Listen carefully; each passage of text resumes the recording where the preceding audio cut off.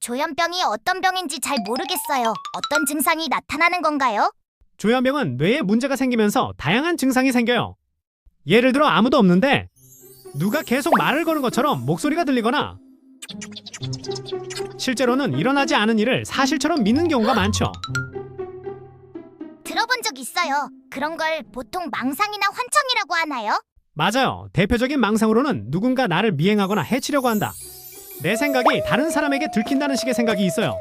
그리고 환청은 실제 소리가 없어도 누군가가 말을 하거나 지시하는 목소리가 들리는 증상이에요.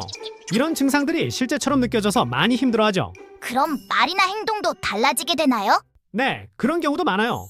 감정 표현이 줄고 말수가 적어지고 전에는 즐겁게 하던 일에도 흥미가 없어지는 증상을 음성 증상이라고 하는데 이게 조현병에서도 중요한 부분이에요. 겉으로 보기엔 우울한 것처럼 보일 수도 있고 무기력해 보이기도 하죠. 조현병이 시작되면 평소와는 정말 많이 달라지겠네요. 그렇죠. 처음에는 스트레스나 불면증처럼 가볍게 시작할 수도 있어서 주변에서 놓치기 쉬워요.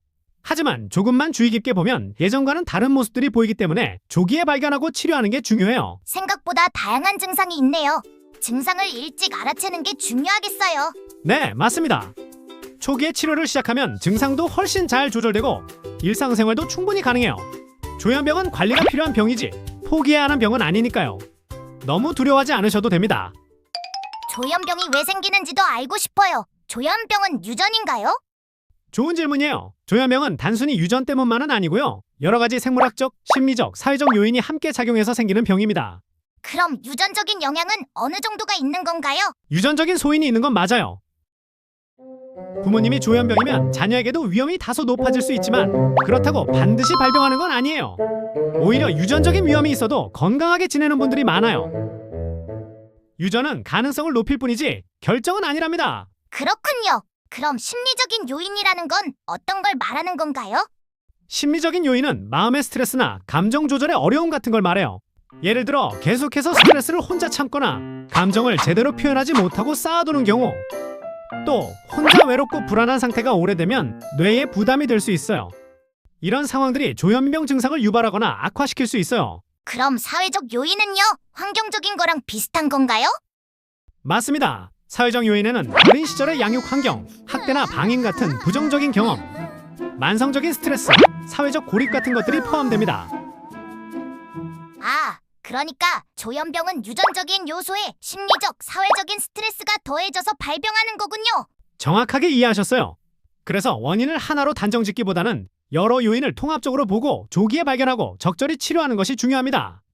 책을 찾아보니까 예전엔 정신분열증이라고 불렀던 것 같은데 요즘은 조현병이라고 하더라고요. 이름만 바뀐 건가요?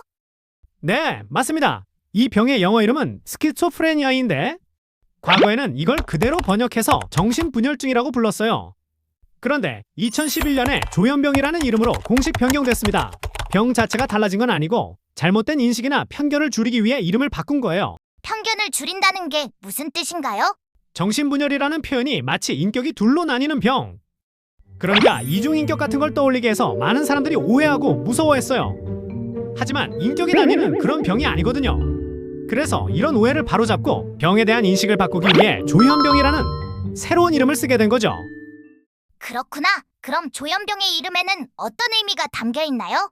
조현은 원래 현악기의 줄을 고른다는 뜻이에요. 즉, 마음의 조율이 잠시 흐트러졌지만 치료와 회복을 통해 다시 조화를 이룰 수 있다는 의미가 담겨 있어요. 훨씬 따뜻하고 긍정적인 의미죠. 뜻을 알고 나니까 확실히 덜 무섭게 느껴져요. 맞아요. 병에 대해 정확히 알고 이름에서 오는 불필요한 오해를 줄이는 것도 치료와 회복의 첫걸음이에요. 우울증이나 불안장애가 심하면 조현병으로 발전할 수도 있나요? 비슷해 보이던데요? 좋은 질문이에요. 겉으로 보기엔 비슷한 점도 있지만 우울증이나 불안장애는 조현병과 서로 다른 병이에요. 일반적으로는 우울증이나 불안장애가 조현병으로 바뀌는 일은 드물어요. 그럼 완전히 관계가 없는 건가요? 완전히 무관하진 않아요. 조현병이 시작될 때 우울하거나 불안한 감정이 먼저 나타나는 경우가 있어서 처음에는 우울증이나 불안장애로 보이기도 해요.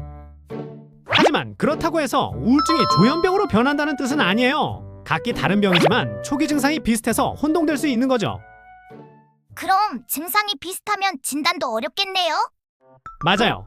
그래서 조기에 정확한 진단과 꾸준한 경과 관찰이 중요해요. 또 조현병을 앓는 분들이 중간에 우울함을 같이 겪는 경우도 많아서 병을 제대로 이해하고 관리하려면 다양한 측면에서 살펴봐야 한답니다. 아하! 그럼 자가 진단하기보다는 꼭 전문의 상담을 받아야겠네요. 네, 정신건강 문제는 증상이 겹칠 수 있어서 혼자 판단하기 어려운 경우가 많아요. 조금이라도 이상하다고 느껴지면 부담 갖지 말고 전문가에게 상담을 받는 게 가장 좋은 방법이에요. 마음이 힘들 때면 언제든지 저를 찾아주세요. 우리 다음에 또 봐요. 안녕!